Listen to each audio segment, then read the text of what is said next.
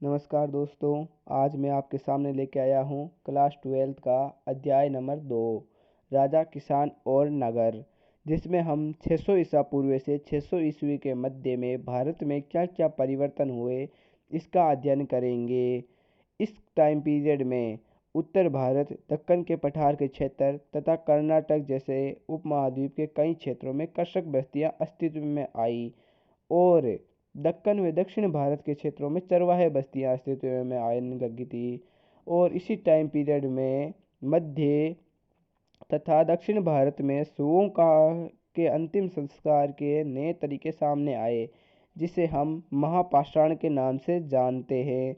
इसमें पत्थरों के बड़े बड़े ढांचे मिले हैं कई जगहों पर, या इन शवों के अंत्येष्टि में शवों के साथ में ही लोहे के उपकरण और हथियारों को भी दफनाया जाता था। जिस प्रकार मिस्र में लोगों को मृत लोगों को दफनाने के समय बहुमूल्य वस्तुएं उनके साथ दफनाई जाती थी, उसी प्रकार इस प्रक्रिया में लोहे के उपकरण या हथियारों को मृत लोगों के साथ में दफनाया जाता था।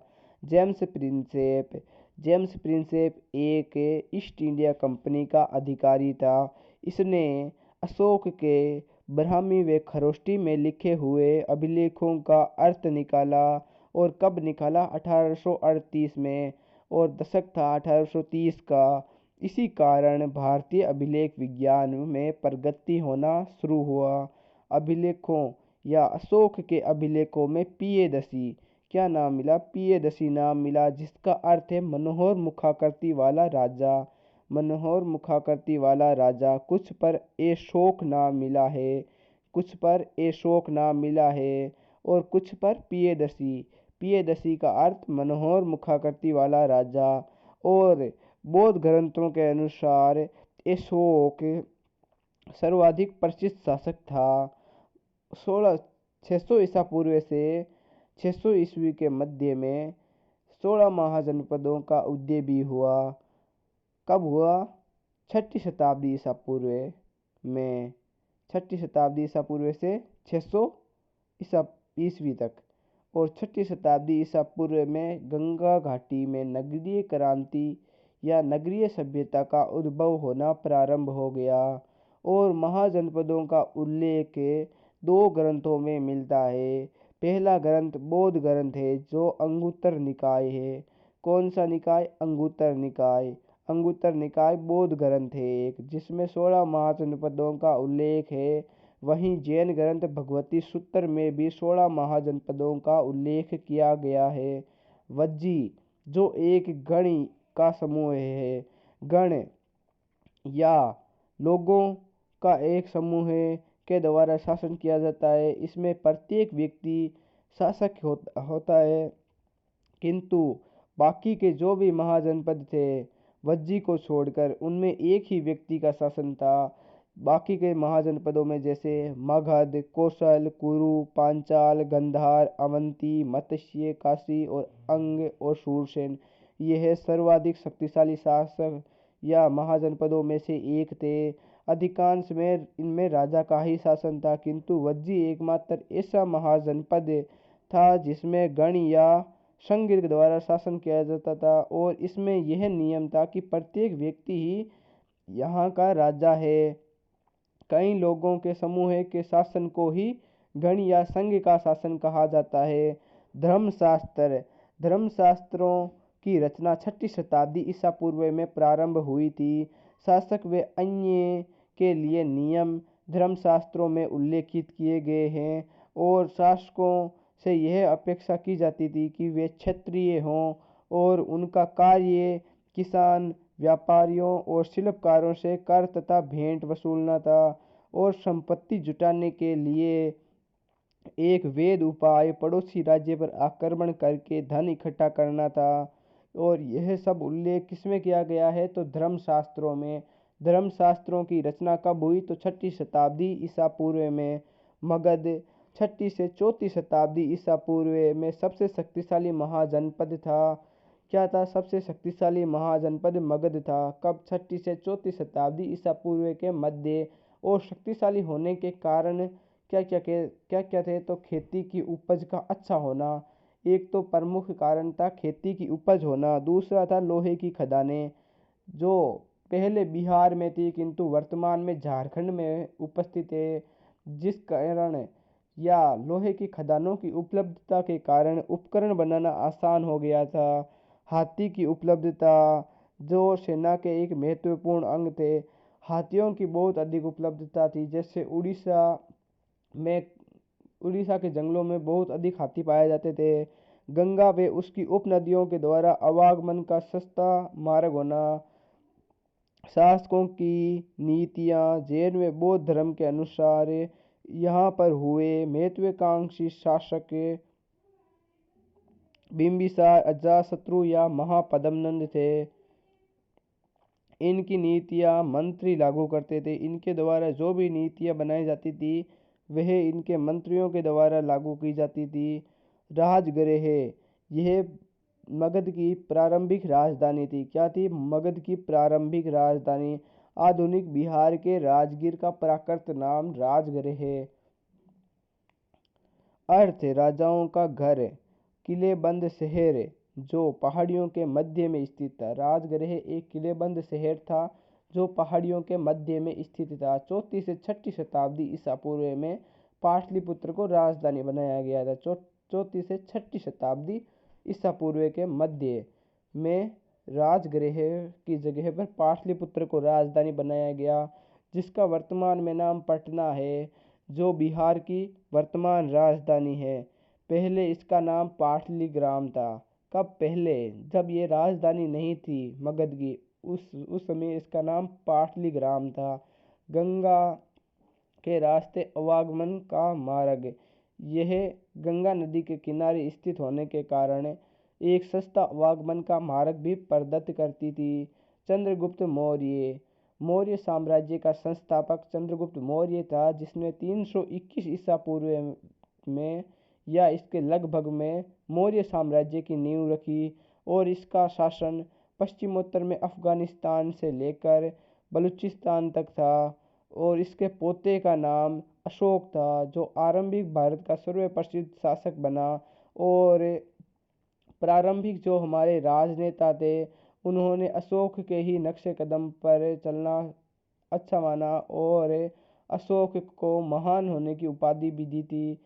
इसने कलिंग पर विजय प्राप्त की थी और इसका शासन इसने 269 ईसा पूर्व में इसका राज्यारोहण हुआ। इसके बाद इसने 8 वर्ष बाद, इसके शासन के 8 वर्ष बाद अर्थात 261 ईसा पूर्व में इसने कलिंग पर विजय प्राप्त की, जिसमें इसने कई लोगों की हत्या कर दी। अर्थात युद्ध में हुए महाविनाश को देखने के बाद में इसका मन परिवर्तित हुआ और इसने बौद्ध धर्म को अपनाया और हथियार को त्याग दिया।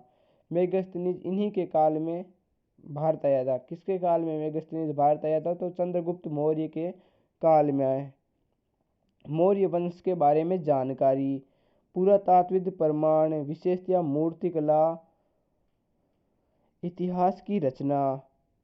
मौर्य वंश के इतिहास की रचना है वो पुरातात्विकों द्वारा विशेषतः मूर्तिकला या समकालीन रचनाओं से की गई है या अशोक के अभिलेखों से की गई है। रचनाओं में मेगस्थनीज जो यूनानी राजदूत था, जो चंद्रगुप्त मौर्य के शासनकाल में भारत आया, उसकी रचना है इंडिका। चाणक्य, जिसको कौटिल्य या ब्रह्मगुप्त के नाम से भी जानते हैं, के द्वारा लिखित अर्थशास्त्र, यह चंद्रगुप्त का प्रधानमंत्री भी था। बौद्ध, जैन, पौराणिक व संस्कृत वाङ्मय में भी मौर्य वंश का उल्लेख मिलता है, जिस कारण इसके इतिहास में इनका भी उपयोग, इतिहास लिखने में इनका भी उपयोग किया गया है। और सबसे मूल्यवान जो मौर्य वंश के इतिहास में प्रयुक्त हुए वह थे अशोक के द्वारा लिखित अभिलेख। अशोक पहला शासक जिसने अधिकारियों व प्रजा के लिए प्राकृतिक पत्थरों पर पॉलिश किए हुए स्तंभों पर लिखवाया था। अशोक भारत में पहला शासक था जिसने अधिकारियों व प्रजा के लिए प्राकृतिक पत्रों वे पॉलिश किए हुए स्तंभों पर लेख लिखवाए थे। इनके माध्यम से इसने धम्म का प्रचार किया था। किनके माध्यम से? अभिलेखों व स्तंभ लेखों के माध्यम से इसने धम्म का प्रचार किया। और इसके धम्म में क्या क्या थे? तो बड़ों के प्रति आदर, सन्यासियों में ब्राह्मणों के प्रति उदारता, सेवकों व दासों के प्रति उदार व्यवहार और दूसरे के धर्मों और परंपरा का आदर करना, यह इसके धम्म के नियम थे। बड़ों के प्रति आदर, सन्यासियों में ब्राह्मणों के प्रति उदार व्यवहार, दासों के प्रति उदार व्यवहार, सेवकों के प्रति भी उदार व्यवहार, दूसरे के धर्मों का आदर करना या परंपराओं का आदर करना। मौर्य साम्राज्य का प्रशासन। मौर्य साम्राज्य में 5 प्रमुख राजनीतिक केंद्र थे। एक तो मौर्य साम्राज्य की राजधानी जो पाटलिपुत्र थी वो, और 4 अन्य प्रांतीय केंद्र थे। पहला तक्षशिला था। तक्षशिला वर्तमान में पाकिस्तान के अंदर स्थित है। दूसरा उज्जैनी था। उज्जैनी मध्य प्रदेश में है। तक्षशिला और उज्जैनी दोनों एक महत्वपूर्ण व्यापारिक मार्ग के द्वारा जुड़े हुए थे। सुवर्णगिरी जो कर्नाटक में स्थित है, जिसका अर्थ होता है सोने का पहाड़। यहाँ पर सोने की खानें होने के कारण इसका नाम सुवर्णगिरी रखा गया है। तोसली जो वर्तमान उड़ीसा में स्थित है, इसको एक महत्वपूर्ण प्रांतीय केंद्र कलिंग पर विजय के पश्चात बनाया गया था। कलिंग पर विजय के पश्चात तोसली को मौर्य साम्राज्य का एक प्रमुख राजनीतिक केंद्र बनाया गया। कलिंग पर विजय 261 ईसा पूर्व में की गई थी। तक्षशिला व उज्जैनी लंबी दूरी के व्यापारिक मार्ग थे। सुवर्णगिरी सोने का पहाड़ जो कर्नाटक में सोने की खदान के लिए प्रयुक्त एक नाम है। सुरक्षा का महत्वपूर्ण माध्यम सेना है। मेगस्थनीज के अनुसार सेना के संचालन के लिए एक समिति थी और 6 उसमें उप समितियां भी थी। नौसेना का संचालन पहली उप समिति करती थी। यातायात या फिर पैदल सैनिकों या घोड़ों, जानवरों के लिए खान पान का नियंत्रण दूसरी उप समिति के द्वारा किया जाता था। पैदल सैनिकों का संचालन तीसरी उप समिति की देखरेख में होता था। अश्वारोहियों का संचालन चौथी उप समिति के द्वारा, रथारोहियों का संचालन 5वीं उप समिति के द्वारा तथा हाथियों का संचालन अंतिम जो 6ठी उप समिति थी उसके द्वारा किया जाता था। धम्म के प्रचार के माध्यम से साम्राज्य को अखंड बनाने का प्रयास किया गया था। यह सिद्धांत आसान व सार्वभौमिक थे। यह सिद्धांत कौन से सिद्धांत? तो धम्म के जो सिद्धांत थे उनको कोई भी फॉलो कर सकता था। यह आसान थे और सार्वभौमिक भी थे। अशोक के अनुसार धम्म में जीवन अच्छा होगा। अशोक के अनुसार धम्म का जीवन अच्छा होगा। अशोक के अनुसार धम्म का जीवन अच्छा होगा। इसके प्रचार के लिए अशोक ने महामात्य की नियुक्ति की। प्रचार के लिए महामात्य की नियुक्ति की थी। अधिकारियों के कार्य मेगस्थनीज के अनुसार नदियों की देखरेख और भूमि मापन का काम करना जैसा मिस्र में होता था उसी प्रकार भारत में भी होता था। प्रमुख नहरों व उप नहरों के लिए छोड़े जाने वाले पानी के मुख्य द्वार का निरीक्षण करना अधिकारियों का एक मुख्य कार्य था, जिससे पानी समान मात्रा में मिले। शिकारियों का संचालन व कार्य के अनुसार उनको दंड व इनाम देना भी उनका ही कार्य था। कर वसूलना व भूमि के अन्य कार्यों का निरीक्षण करना भी अधिकारियों के प्रमुख कार्यों में से एक था। लोहारों, बढ़ई, लकड़हारों और खननकर्ताओं का निरीक्षण भी अधिकारियों के द्वारा ही किया जाता था और इन सब का वर्णन मेगस्थनीज के द्वारा किया गया है। किसमें? उसकी पुस्तक इंडिका के अंदर। मौर्य साम्राज्य की महत्ता। अशोक के अन्य राजाओं से शक्तिशाली व विनीत होना मौर्य साम्राज्य की महत्ता में एक प्रमुख कारण है। अशोक का अन्य राजाओं से शक्तिशाली होना और उसका विनीत होना अर्थात सरल स्वभाव होना उसका। इसी कारण राष्ट्रवादी नेताओं ने अशोक को प्रेरणा का स्रोत माना। परंतु यह महत्वपूर्ण साम्राज्य होने के पश्चात भी 150 वर्ष वर्षों तक ही चल पाया। कब तक चल पाया? 150 वर्षों तक। और यह अल्प अवधि है, अत्यधिक अल्प अवधि। यहाँ के अभिलेखों के संदेश अन्य अभिलेखों से भिन्न थे। अन्य अभिलेखों से जो अशोक के लिखे हुए अभिलेख है वह भिन्न थे। इसके अंत होने के प्रमुख कारण निम्नलिखित हो सकते हैं। संपूर्ण उपमहाद्वीप में न फैल पाना। जो मौर्य वंश था वह संपूर्ण उपमहाद्वीप में नहीं फैल पाया था, क्योंकि इसने अंत में हथियारों को त्याग दिया और अहिंसावादी धर्मों का अपनाना प्रारंभ कर दिया था। साम्राज्य में नियंत्रण एक समान न होना। साम्राज्य में नियंत्रण एक समान न होने का कारण भी एक महत्वपूर्ण यह था कि साम्राज्य बहुत लंबा चौड़ा था। इसमें कहीं कहीं पर पहाड़ी क्षेत्र थे तो कहीं मैदानी क्षेत्र थे, तो संपूर्ण क्षेत्रों पर एक समान नियम नहीं लागू किए जा सकते थे। इसी कारण साम्राज्य पर नियंत्रण एक समान नहीं था। दूसरी शताब्दी ईसा पूर्व में नए शासकों का भी उद्भव होने लग गया था। दूसरी शताब्दी ईसा पूर्व में नए शासकों का उद्भव होना प्रारंभ हो गया था। यह भी मौर्य साम्राज्य का अंत का एक प्रमुख कारण था।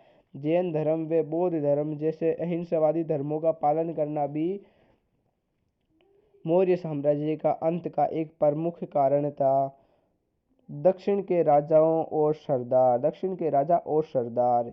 दक्कन व उसके दक्षिण के क्षेत्र में स्थित तमिलकम। तमिलकम यह नाम तमिलनाडु, वर्तमान में जो तमिलनाडु है, और आंध्र प्रदेश व केरल के कुछ हिस्सों के लिए प्रयुक्त एक नाम था। इन क्षेत्रों में चोल, चेर और पांड्य जैसी सरदारियों का उद्भव हो रहा था। किन किन सरदारियों का? तो चोल, चेर और पांड्य सरदारियों का उद्भव हो रहा था। यह समृद्ध व स्थायी सिद्ध हुए। कौन?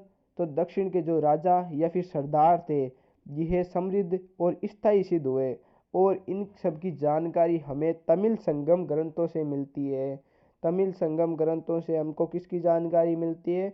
तो दक्षिण में जो भी राजा या फिर सरदार हुए उसकी हमें जानकारी तमिल संगम ग्रंथों से मिलती है। सरदारों द्वारा राजस्व, इन सरदारों के देखो कार्य क्या क्या थे। तो राजस्व या लंबी दूरी पर जो व्यापार होता था उस पर नियंत्रण रखना था। इनमें या फिर इन सरदारों में देखो महत्वपूर्ण कौन कौन थे? मध्य व पश्चिम के शासक, जो सातवाहन थे, वह प्रमुख सरदारों या राजाओं में से एक थे। इन सातवाहन शासकों का शासनकाल दूसरी शताब्दी ईसा पूर्व से दूसरी शताब्दी ईस्वी के मध्य का था। वे पश्चिमोत्तर या पश्चिम के शासक जो शक थे वह भी इन्हीं सरदारों या राजाओं में सम्मिलित थे। सरदार एक शक्तिशाली व्यक्ति होता था। कौन होता था? एक शक्तिशाली व्यक्ति। इनका पद है वो वंशानुगत या फिर वंशानुगत नहीं भी हो सकता था। और इनके समर्थक खानदान के जो इनके लोग थे वह इनके समर्थक होते थे। इनका कार्य क्या क्या थे? तो विशिष्ट अनुष्ठानों का संचालन करना, युद्ध का नेतृत्व करना या फिर विवादों की मध्यस्थता करना। युद्ध में यह प्रमुख होते थे। सबसे आगे इन्हीं को रखा जाता था। यह युद्ध का या फिर सेना का नेतृत्व करते थे। और जो भी विवाद होता था उसको सुलझाने का कार्य भी सरदार या फिर राजा का ही था। विशिष्ट अनुष्ठानों का संचालन या फिर उन्हें पूर्ण रूप से सफल बनाने का प्रयास भी राजा या सरदार के द्वारा किया जाता था। लोगों से ये भेंट भी प्राप्त करते थे या और कर भी लेते थे व्यापारियों से, या फिर व्यापारिक मार्गों पर नियंत्रण रखते थे। स्थायी सेना इनके पास नहीं थी, वे स्थायी अधिकारी भी नहीं थे। न तो इनके पास स्थायी सेना थी और न ही कोई स्थायी अधिकारी थे। दैविक राजा। अब देखो दैविक राजा, शासकों ने लोगों के मध्य अपने आप को राजा दैविक अर्थात देवताओं से जोड़ना प्रारंभ कर दिया था। जैसे कुषाणों ने अपने आप को देवपुत्र की उपाधि दी थी। किसकी?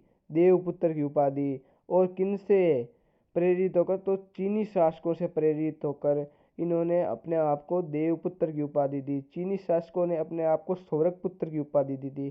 किसकी उपाधि दी थी? स्वर्ग पुत्र की उपाधि दी थी। उच्च स्थिति के लिए देवताओं से जुड़ना राजाओं के द्वारा, अर्थात या फिर राजा अपने शासन को चलाने के लिए भी जब उसका शासन कमज़ोर होने लगता था या फिर शासक कमज़ोर होने लगते थे तो वह स्वयं को देवताओं के साथ जोड़ना प्रारंभ कर देते थे, जिससे लोगों के मध्य में उनके प्रति विश्वास बना रहे।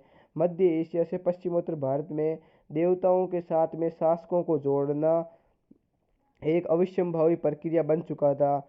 कुषाण जो प्रथम शताब्दी ईसा पूर्व से प्रथम शताब्दी ईस्वी के मध्य भारत में शासन करते थे, इतिहास की रचना या फिर कुषाणों का इतिहास की रचना है वो साहित्य व अभिलेखों के माध्यम से की गई है।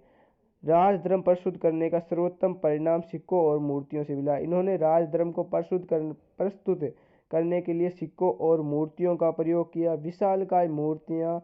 इनकी विशालकाय मूर्तियाँ यूपी में मथुरा के पास माठ के देवस्थान पर मिली है। कुषाण शासकों की विशालकाय मूर्तियाँ मिली है यूपी में मथुरा के पास में जो माठ है, जो एक देवस्थान है, वहाँ से कुषाण शासकों की विशालकाय मूर्तियाँ मिली है। अफगानिस्तान के एक देवस्थान से भी इसी प्रकार की मूर्तियाँ मिली है। इनके माध्यम से यह स्वयं को देवतुल्य प्रस्तुत करना चाहते थे। उपाधि कुषाणों ने अपने आप को स्वयं को देवपुत्र की उपाधि दी और यह चीनी शासकों से प्रेरित होकर स्वयं को देवपुत्र कहते थे। चीनी शासक स्वयं को स्वर्गपुत्र के नाम से बुलाते थे। गुप्त साम्राज्य जो 4वीं शताब्दी ईस्वी में भारत में उद्भव हुआ, इनके इतिहास की रचना साहित्य व सिक्कों, अभिलेखों या प्रशस्ति से की गई है। प्रयाग प्रशस्ति की रचना हरिसेन के द्वारा की गई। किसके द्वारा? हरिसेन के द्वारा, जो समुद्रगुप्त का एक राजकवि था और समुद्रगुप्त सर्वाधिक शक्तिशाली सम्राट था। इसकी रचना संस्कृत भाषा में की गई है। जनता में राजा की छवि। अब हम देखेंगे कि जनता है उसमें राजा की छवि किस प्रकार की थी। इसके प्रमाण व साक्ष्य हमें विरल ही मिले हैं, अर्थात हमें इसके साक्ष्य अधिक नहीं जुटा पाए हैं, जो मिले हैं वो बहुत कम हैं। इतिहासकारों ने इसका पता जातक व पंचतंत्र से किया है। इतिहासकारों ने इसका पता लगाने के लिए जातकों का प्रयोग किया है और पंचतंत्र का भी प्रयोग किया है। किसका प्रयोग किया? जातक और पंचतंत्र का प्रयोग इसका पता लगाने के लिए किया गया है। उनको लगा कि इनमें कई कहानियाँ पहले मौखिक थी। किनमें? जातक या पंचतंत्र में कई कहानियाँ पहले मौखिक थी, उसके बाद में लिखी गई। जातक की रचना 1वीं शताब्दी ईस्वी के मध्य में की गई थी और इसकी भाषा क्या है तो पाली में की गई थी। कौन सी भाषा में की गई? 1वीं शताब्दी ईस्वी में पाली में की गई थी। गंधतिंदु जातक में एक कुटीर राजा की प्रजा किस प्रकार दुखी रहती है, इसका वर्णन है। कौन से जातक में? गंधतिंदु जातक में। गंधतिंदु जातक में इसका वर्णन किया गया है कि एक राजा जो कुटीर हो, उसकी प्रजा या फिर कुटीर अर्थात जो अच्छा राजा नहीं हो या फिर अपनी जनता के प्रति या अपनी नीतियों के प्रति कठोर हो, उसकी प्रजा किस प्रकार दुखी होती है, इसका वर्णन गंधतिंदु जातक में किया गया है। राजा और ग्रामीणों के संबंध तनावपूर्ण थे, इसका वर्णन गंधतिंदु में ही मिलता है। कारण क्या था कि उनका संबंध तनावपूर्ण था, राजा का संबंध ग्रामीणों के साथ में तनावपूर्ण था, तो इसका कारण था भारी कर वसूली करना। और इस कर वसूली से बचने के लिए लोगों के ने एक उपाय भी ढूंढ लिया था, जो था जंगलों में भाग जाना। गिरनार का अभिलेख गिरनार के अभिलेख में सुदर्शन झील है, जो एक कृत्रिम जलाशय है, इसका वर्णन किया गया है। इसका ज्ञान 2वीं शताब्दी ईस्वी के संस्कृत पाषाण से मिलता है। जो कौन सा है? 2वीं शताब्दी ईस्वी में लिखा गया है। कौन सा? गिरनार अभिलेख। मौर्य काल के स्थानीय राज्यपाल के द्वारा सुदर्शन झील का निर्माण करवाया गया था और इसका रुद्रदामन जो एक शक शासक था, इसने इस सुदर्शन झील की मरम्मत करवाई या पुनर्निर्माण करवाया। और गिरनार अभिलेख में रुद्रदामन की उपलब्धियों का भी वर्णन किया गया है। इसी से एक और अभिलेख मिलता है जो 5वीं सदी का है, जो हरिसेन की प्रशस्ति है या फिर प्रयाग प्रशस्ति भी इसी पर लिखी गई है, जिससे भी ज्ञात होता है कि गुप्त शासकों ने इसकी मरम्मत करवाई। इसकी मरम्मत अर्थात सुदर्शन झील की मरम्मत करवाई। जिसको हरिसेन प्रशस्ति भी कहा जाता है, जो 5वीं सदी में लिखा गया है, उसको हरिसेन प्रशस्ति के नाम से जाना जाता है। उपज को बढ़ाने के निम्नलिखित तरीकों का प्रयोग होने लगा था, जिसमें प्रमुख था हल का प्रचलन, जो 6ठी शताब्दी में गंगा व कावेरी के कछारी क्षेत्रों में प्रयोग में लिया जाने लगा था। लोहे के फाल वाले हल, जो भारी वर्षा होती थी उन्हीं स्थानों पर इनका प्रयोग किया जाता था। धान की रोपाई, पूर्वोत्तर व मध्य पर्वतीय क्षेत्रों में लोगों के द्वारा कुदाल का प्रयोग और सिंचाई करना, यह सभी तरीके उपज को बढ़ाने के तरीके ही थे। उपज को बढ़ाने के लिए हल का प्रचलन होने लगा था। लोहे के फाल वाले हल भी प्रयोग में लिए जाते थे। धान की रोपाई प्रारंभ हो गई और जो पहाड़ी क्षेत्र थे वहाँ पर कुदालों का प्रयोग होने लगा और सिंचाई करना भी प्रारंभ हो गया। ग्रामीण समाज में विभिन्नताएं। अब हम देखेंगे कि ग्रामीण समाज में क्या क्या विभिन्नताएं थी। गृहपति शब्द का प्रयोग पाली भाषा में छोटे किसानों व जमींदारों के लिए किया जाता था। किसके लिए? तो छोटे किसानों व जमींदारों के लिए। बड़े जमींदार वे ग्राम प्रधान के द्वारा नियंत्रित थे। कौन? ग्रामीण समाज बड़े जमींदारों वे ग्राम प्रधानों के द्वारा नियंत्रित थे। ग्राम प्रधान का पद एक वंशानुगत पद था। तमिल संगम साहित्य में वल्लार, जो बड़े जमींदार होते थे, उनके लिए प्रयुक्त एक नाम था, या फिर हलवाहा या उलवर या दास अणिमई के लिए इन्हीं का प्रयोग किया जाता था। हलवाहा, यह शब्द उलवर या दास अणिमई के लिए प्रयोग में किया जाता था। उपमहाद्वीप व उसके बाहर व्यापार। अब हम देखेंगे उपमहाद्वीप व उसके बाहर में जो व्यापार हो रहे थे उसके बारे में। 6ठी शताब्दी ईसा पूर्व तक नदी मार्गों व भूमार्गों का जाल बिछ गया था। किसका जाल बिछ गया? तो भूमार्गों व नदी मार्गों का। भूमार्ग मध्य एशिया या उससे भी आगे पहुंच चुके थे और बंदरगाह अरब सागर के द्वारा उत्तरी अफ्रीका व पश्चिमी एशिया तक आवाजाही होना प्रारंभ हो गया और बंगाल की खाड़ी से चीन और दक्षिणी पूर्वी एशिया में आवागमन प्रारंभ हो गया। मस्तुवन, यह नाम तमिल में व प्राकृत में सतवाह या सेठी सफल व्यापारियों के लिए प्रयुक्त एक नाम था। मस्तुवन, जिसका सफल व्यापारियों के लिए तमिल के अंदर मस्तुवन शब्द का प्रयोग होता था, तथा प्राकृत में सतवा या सेठी नामक शब्दों का प्रयोग सफल व्यापारियों के लिए होता था। रोमन साम्राज्य में काली मिर्च जैसे मसालों व कपड़ों की भारी मांग थी। इनको अरब सागर के माध्यम से भूमध्य सागर तक पहुंचाया जाता था। किसके माध्यम से? भूमध्य सागर तक पहुंचाने के लिए अरब सागर के माध्यम से इनको पहुंचाया जाता था। पेरिप्लस ऑफ एर्थीरियन सी, इसका जो लेखक है वो एक यूनानी लेखक है, किंतु उसका नाम अज्ञात है। प्रथम शताब्दी ईस्वी में यूनानी समुद्री यात्री के द्वारा इस किताब को लिखा गया है। पेरिप्लस जो एक यूनानी शब्द से निर्मित है, जिसका अर्थ है समुद्री यात्रा, और एर्थीरियन जो यूनानी शब्द है जिसका अर्थ है लाल सागर है। वर्णन, इसमें किस किस का वर्णन किया गया? तो काली मिर्ची, दाल व चीनी खरीदने के लिए विदेशी व्यापारी बाजार वाले नगरों में आते थे। कहाँ के? भारत के जो नगर थे बाजार वाले, वहाँ पर आते थे विदेशी व्यापारी। यहाँ पर भारी मात्रा में सिक्कों, पुखराज और सूरमा, मूंगे, कच्चे शीशे, तांबे व शीशे का आयात होता था। काली मिर्ची का भारी मात्रा में निर्यात है।